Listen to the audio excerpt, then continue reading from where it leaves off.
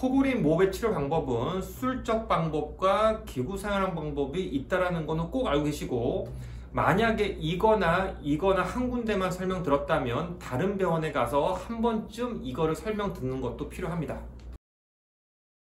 안녕하십니까. 코골이 무호흡을 전문적으로 치료하고 있는 이비인후과 원장 배성호입니다. 오늘은 여러분들께서 코골이와 수면 무호흡을 치료를 한다면 어떤 병원을 선택할 것인가에 대해서 설명을 해드리고자 합니다. 여러분들이 이제 보통은 요즘에 병원을 다니게 되면 검색을 하죠. 뭐 근처 병원에 갈 수 있고 검색해서 갈 수 있는데, 코골이에 대한 치료를 하는 병원은 과가 조금 차이가 나요. 대표적으로 이비인후과, 그 다음에 정신과가 왜 이걸 하냐면, 정신과가 수면 질환들을 많이 봅니다. 수면 장애 같은 걸 많이 보기 때문에. 그리고 이거 수면 장애를 보는 과가 또 신경과, 이렇게 대표적인 과가 이렇게 있고, 호흡기 내과에서 하는 경우도 있고 몇 개과가 합니다. 그러면은 이 병원마다 할 수 없이 컨셉이 좀 다르게 됩니다. 그래서 오늘은 그걸 좀 알려드리려고 그래요. 왜 그러냐면, 여러분이 검색해서 이 병원 유명하네 갔더니 이 병원은 치료 방법을 이것만 설명합니다. 이 병원은 이것만 설명합니다. 그러면 그분이 다른 병원을 가면 또 혼란이 오거든요. 왜 이런 설명을 했을까 해서 그거에 대한 거 간단히 좀 설명드리고자 합니다. 자, 우선은 결국 나눌 건 여러분 두 개예요. 치료 방법은 수술적 치료를 할 거냐 아니면 기구 사용을 할 거냐, 두 가지로 나가게 되는데, 기구라면 구강내 장치, 양압기, 특히 양압기가 보험이 되기 때문에 결국 이걸 사용하게 되는데, 여러분들께 아실 게 뭐냐면 둘 다 장단점이 있어요. 그렇기 때문에 둘이 공존하고 있는 거예요. 뭐 하나가 너무 좋으면 얘는 작살이 났을 건데, 그렇지 않고 지금 수술과 기구란 방법이 공존하고 있다는 거고,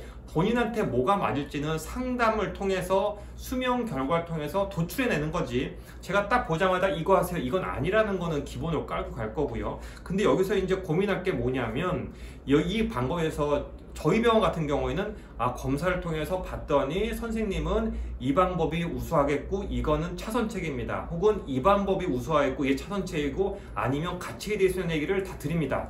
그런데 일부 병원에서는, 특히 이 수술을 할 수 있는 병원들은 보통 이렇게 하는데, 수술을 할 수 없는 병원들은 수술 얘기를 안 할 수밖에 없는 상황이라는 것도 이해하셔야 돼요. 그러니까 보시면 신경과 선생님 혹은 정신과 선생님이 치료하는 병원에서 이분을 봤더니 이분은 수술하면 도움 되겠네, 그럼 수술 설명을 해주시면 좋은데 보통은 그렇게 안 하시죠. 왜 그러냐면 본인 병원에서 치료를 받기를 원하시지, 다른 데 가서 그럼 수술하세요라는 얘기가 안 나오기 때문에 이 선생님들은 할 수 없이 양압기라는 기구에 의존해서 치료를 하게 됩니다. 그래서 그런데 이제 일부 선생님들께서는 이런 걸 함에 있어서 수술에 대해서 너무 비판적으로 얘기하시는 분들이 있어요. 수술하면 맨날 나온 얘기가 재발하네, 위험하네, 부작용 생기네, 이런 얘기를 하시는데, 그런 수술 방법은 실은 요즘엔 잘 사용하지는 않거든요. 그래서 여러분들께서 선택하고 가신 병원이 어느 과 선생님이 주로 하는가도 좀 볼 필요가 있어요. 그래서 그 선생님들이 주로 이쪽 한쪽만 얘기만 한다면 이 선생님 치료 방법은 이거구나, 그럼 그 장점을 듣고 오세요. 그리고 그걸 하셔도 돼요. 그런데 여러분들께서 어느 게 더 본인한테 적합한가 해서 수술에 대한 고민이 있다, 그럼 할 수 없이 수술에 대한 고민을 하려면 할 수 없이 이비인후과를 선택하셔야 돼요. 이비인후과에 와서 또 물어보시는 거예요. 이렇게 물어봅니다. 자, 그래서 좀 나눠졌습니다. 신경과 정신과는 할 수 없이 양압기 설명을 할 거고 이거에 대한 고민하시고, 이비인후과에서 오면은 수술 설명을 할 건데, 이비인후과도 갈라집니다. 수술을 잘 하는 병원과 수술을 잘 못하는 병원으로 갈라져요. 수술 못하는 병원은 어차피 양압기만 할 겁니다. 그러니까 수술 못하는 병원에서의 양압기 얘기를 들으시면 그렇구나 하시고, 이게 꼭 수술에 대해서 안 된다는 얘기가 아니라, 본인 병원에서는 이게 치료 방법임을 알고 계시고, 이게 아닌다면 또 수술에 대한 상담을 또 하러 오시게 되겠죠. 그래서 그걸 상담 받으시고 전체적으로 수술이냐 양압기냐에다가 치료를 받는 게 중요하고요. 이 중요한 게 뭐냐면, 모든 치료는요 초기가 되게 중요해요. 그러니까 만약에 수술이 필요하신 분이 있는데 양압기가 잘 안 되는 분이 있거든요. 가장 큰 게 뭐냐면 코가 너무 좁으신 분들이에요. 그럼 양압기 치료가 힘든데, 이런 분이 수술에 대한 설명을 제대로 못 듣고 양압기를 했을 때 양압기에 대한 인식이 되게 나빠질 가능성이 많아요. 그럼 이분들은 치료를 포기해 버리세요.